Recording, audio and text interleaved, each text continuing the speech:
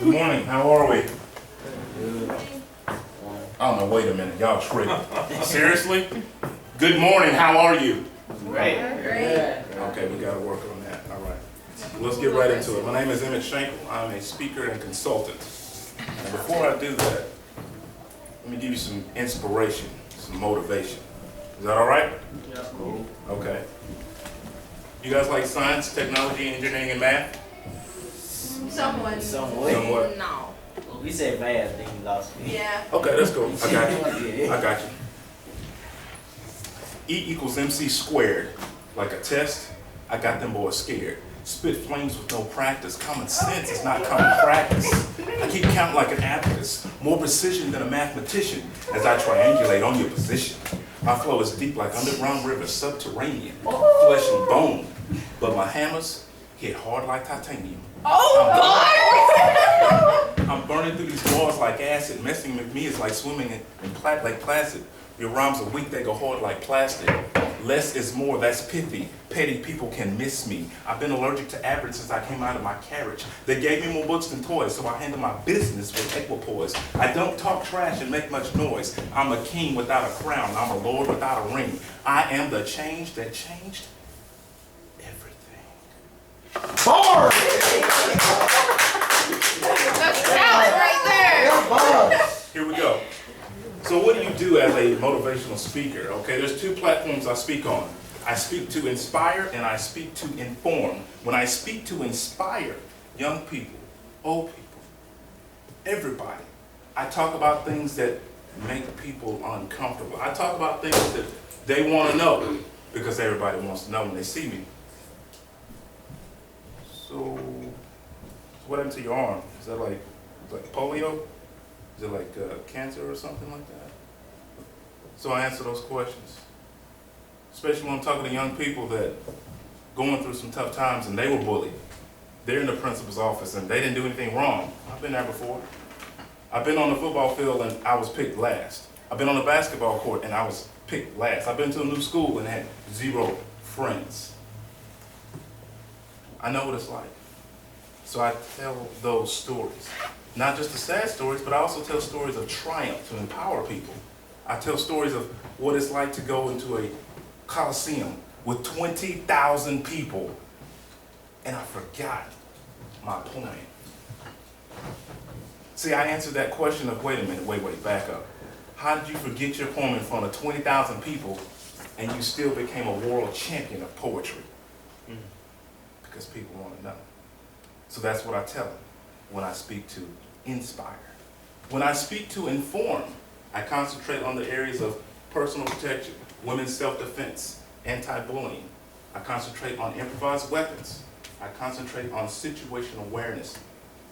So what I do with that, when I go to Laternal University and teach there every single year, we go over stranger danger techniques. What happens when young people are faced with danger? How to think versus panic. We go over the physiological and chemical reactions of your brain and body.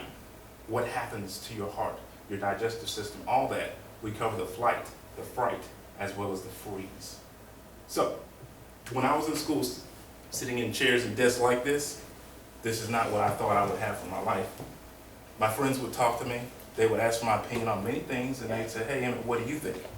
So when I got out of school, I thought that I was going to be a counselor. I was going to help people, I was going to talk to people. I was going to help folks. More importantly, I just wanted to make my mother proud. So that's what I did. Got out of school, attended Kilgore College, and then UT Tyler. Bachelor's degree in psychology. Worked as a caseworker for a state agency. And the things that I saw in that job let me know that I'm not going to be able to help the people that I thought I was going to be able to help. I realized that I chose a career when I was actually supposed to be following my calling. And that's a difference. So when it comes to the 3 things that I like about being an entrepreneur, discretionary time. That means I have discretion to do what I want, when I want, with my time. If I'm employed as an employer, well, that's different. They tell you when to go to work, they tell you how much you can make, when you want to reapply for a raise, all that is signed, sealed, and delivered in the form of a contract that I sign. As an entrepreneur, I decide when I want to raise. I know my value, I know my worth. So the income streams that are available to you as an entrepreneur, I get paid to speak. I get paid to appear. I get paid for everything oratorical. Okay? So I can have a book and people will buy my book.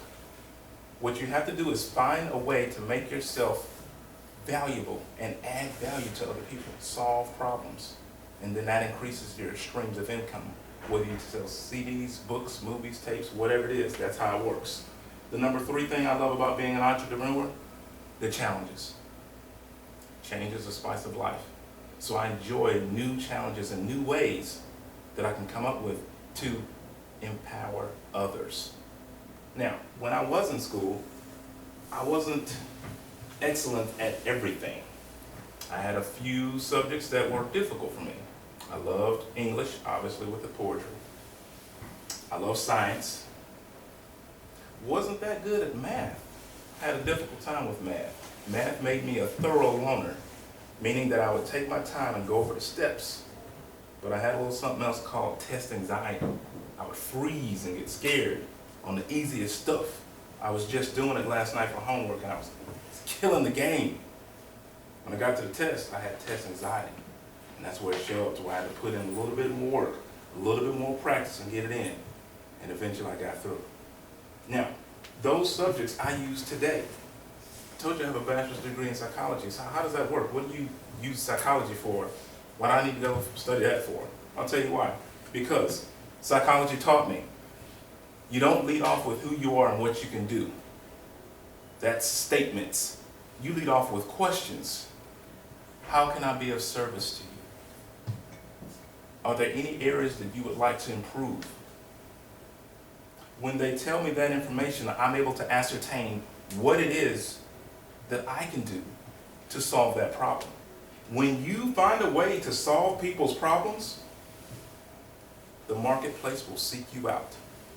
People have no problem giving money away to people that solve problems. Let's move on to the next section. The skills that I use in my job every day: public speaking, customer service, and communication.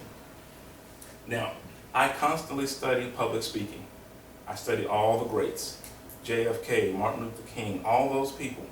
And I listen to the tonality, the diction, the delivery, how to give a speech full gusto, how to move the crowd. And I take that, and when I speak, I make sure that I train myself to do the same thing. Now, when it comes to my customer service, yes, I have a black belt in martial arts, but I have another black belt in customer service. You want to make people remember you, and they can't forget you if they wanted to. That's how customer service works. That's how you get paid. When you make a memory and a connection with somebody. When you tell them a joke, and they had a really, really hard time, and they just needed that. And you say, hey, there you go, there's that smile. All right, keep it moving, that's what's up. They remember that. They don't get that, they don't forget that for 20 years. No lie. So that's how you get your business going, is having excellent customer service skills. You want to make that your key signature move. Now, when it comes to the last thing that I do as far as my business, I attend conferences and networks with other people that are higher, that are on a different level than I am. And I make sure that I hang around them and I stick to their side. Because I know if I want to get to their level, I got to have somebody to follow. See, I don't make $1 million just to speak. The guy that does, I got his books at home. If I want to hit him up on social media, I'm going to hit him up on social media. Because that's what he makes. $1 million, he comes out just like this, and he talks, and he leaves, checks in the mail. He doesn't go to schools like this.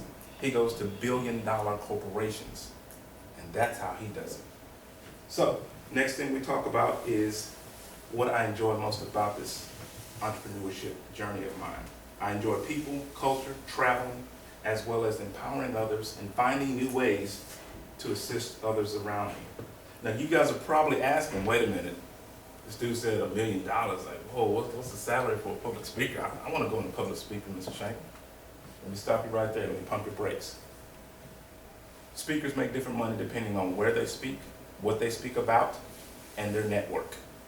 So I could charge $200 and speak once a week or once a month, and I'm never gonna break $100,000. Other people, they're networked, they're well connected. They don't mind spending $100,000 and joining a speaker's bureau because they're just nice with it. When they go to a speaker's bureau, that speaker bureau pulls their website, their name and everything and puts it in this nice little digital book. So when Nike and Google and all these big companies call them and we want a speaker, their name pops up. So when they are hired to speak for Google or Nike or Under Armour or the NFL calls them to speak, then that's when they make $100,000 for a talk for 1 hour. Okay? So you gotta have a network if you're gonna make that kind of money. Now, there's other ways that people make money in public speaking. They have books, webinars, CDs, transcripts, all of those things. So that's another way that you can make money while you sleep. That is a quote from Warren Buffett. You have to make money while you sleep.